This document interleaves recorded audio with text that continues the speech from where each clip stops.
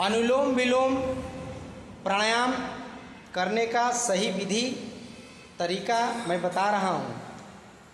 दाहिने अंगूठे को दाहिने नाक पे रखना है, बाएं नाक से धीरे धीरे सांस को भरना है, फिर बाएं नासिका को बंद करके और दाहिने नाक से सांस को छोड़ना है, फिर दाहिने से लेकर के बाएं से छोड़ना है। यानी यही क्रिया बार बार आपको दोहराना है। बाएं से लेना है, दाहिने से छोड़ना है। भूल करके भी एक गलती मत करिएगा। जब भी आप अनुलोम विलोम की शुरुआत करें, आपको हमेशा ध्यान रखना है कि हम दाहिने नाक से सांस ना लें शुरू में, बाएं नाक से सांस लें। इसके पीछे एक बहुत बड़ा रीज़न है कि बायां नाक चंद्र स्वर होता है, वो ठंडा होता है, शीतल होता है। इसलिए कोई भी काम शीतलता के साथ उष्णता की तरफ बढ़ते हैं। इस क्रिया को आप जितना देर तक मन करे उतना देर तक आप कर सकते हैं। खाना खाने के आधा घंटा के बाद भी अनुलोम विलोम कर सकते हैं। पीठ सीधा रखिए बाबू, पीठ को सीधा रखना है, पीठ को झुका के नहीं रखना है। अनुलोम विलोम एक ऐसी प्रक्रिया है, कबीर दास ने इस पर एक भजन भी गाया है। चदरिया झीनी रे झीनी, इड़ा पिंगला की ताना भरनी, सुखमन तार से भीनी चदरिया, चदरिया झीनी रे झीनी। यानी इस भजन से प्रतीत होता है कि कबीर दास भी अनुलोम विलोम किया करते थे, क्योंकि भजन में लिखा है इड़ा और पिंगला रूपी ताना भरने से जीवन रूपी चादर की बुनाई हमारी हो रही है। बाएं नाक को इड़ा, दाहिने को पिंगला कहते हैं। और मेरुदंड में जो सर्वाइकल या आपके कमर दर्द, पीठ दर्द होते हैं, मेरुदंड में स्पाइन में एक सुषुम्ना नाड़ी है, बहुत सूक्ष्म नाड़ी है, उसमें हमारे प्राण को पहुंचाना है। और जब उस प्राण तत्व को जब हम सुषुम्ना नाड़ी में पहुंचाने लगते हैं तो हमारे अंदर अष्ट चक्रों का भी जागरण होने लगता है। मूलाधार, स्वादिष्ठान, मणिपुर, अनाहत, विशुद्धि, आज्या, मनचक्र और सहस्रार चक्रों की यात्रा शुरू होती है।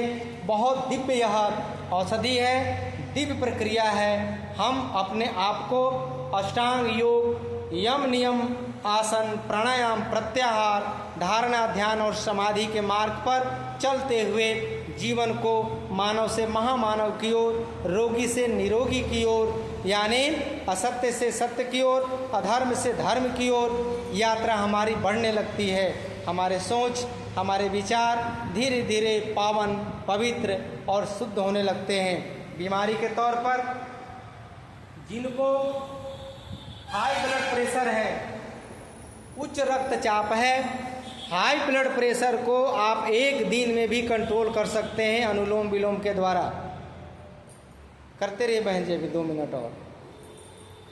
जिनको नींद नहीं आती है, जिनको भयंकर डिप्रेशन है, तनाव है, अवसाद है, चिंता में जीवन गला जा रहा है, जिनको इस संसार में सब कुछ रहते हुए भी उनको मन नहीं लग रहा है, उनके अंदर निगेटिव एनर्जी को ही भूत, पिशाच, चुड़ैल कहते हैं।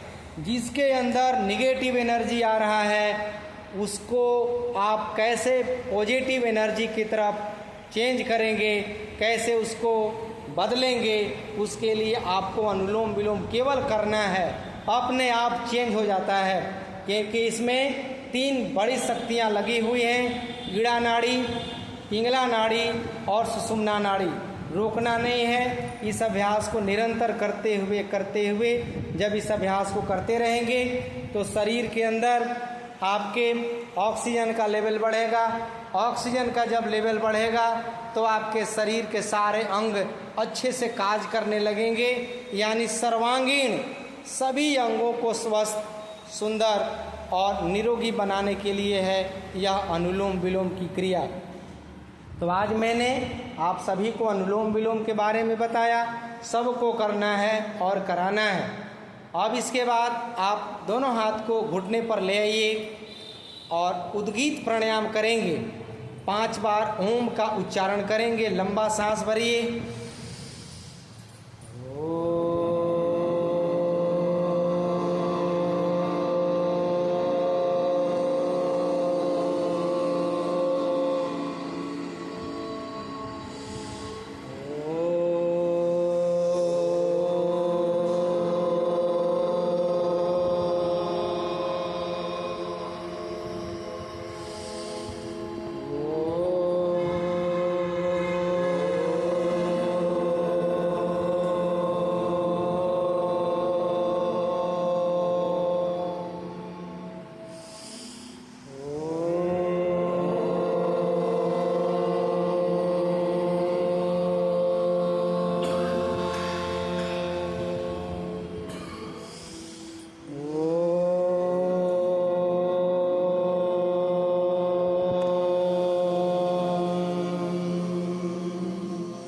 मौन हो जाइए। दोनों अंगूठा को कान के ढक्कन पर ले जाइए। तर्जनी को ललाट पे रखिए और भ्रामरी प्राणायाम भी 5 बार करेंगे।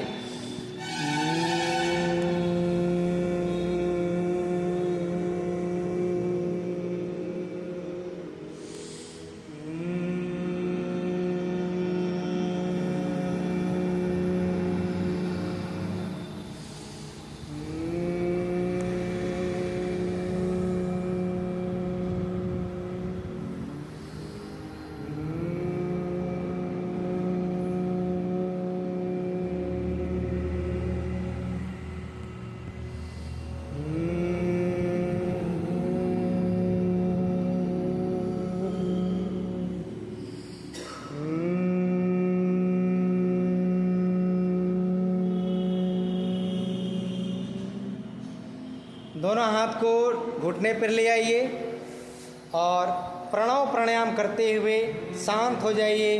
हाथों को नीचे ले आइए, मौन रहिए और इसमें आपको विचार करना है कि हम कितने पहले से अच्छे महसूस अपने आप को कर रहे हैं, कितना अपने आप को पॉजिटिव समझ रहे हैं और हमारे अंदर किसी भी प्रकार का कोई विचार या सोच या आचरण कहीं पर भी कुछ क्षरण हो रहा है तो उसको कैसे संतुलित करेंगे।